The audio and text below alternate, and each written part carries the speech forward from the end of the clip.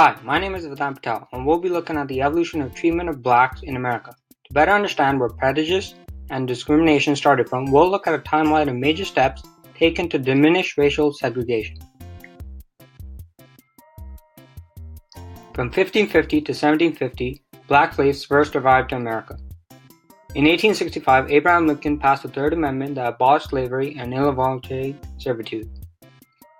In 1909, the NAACP was formed and fought for injustices against blacks. In 1963, the March on Washington was a protest of the still present problem of freedom for the African Americans, which included many influential freedom fighters like Martin Luther King and Malcolm X.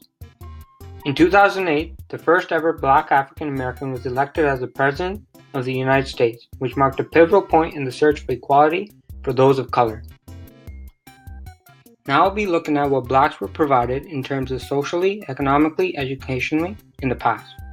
Socially, even after slavery was abolished, blacks were not given the same social privileges compared to the other people. At almost every public place, the colors were separated from the whites, almost as if they were in two separate worlds. Economical. Even after the 13th Amendment, most African Americans were under the poverty line.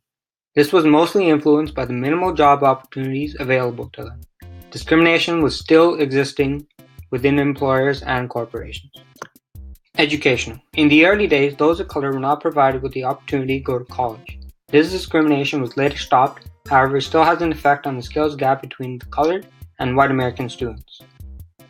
Now we will compare it to how the prejudice against blacks looks today. Right now, the prejudice against blacks are not as harsh, however, it still exists. 2.2% of black and white employed women work as domestic slaves. 1.5% of white people say they would move to a new neighborhood if a black neighbor moved in.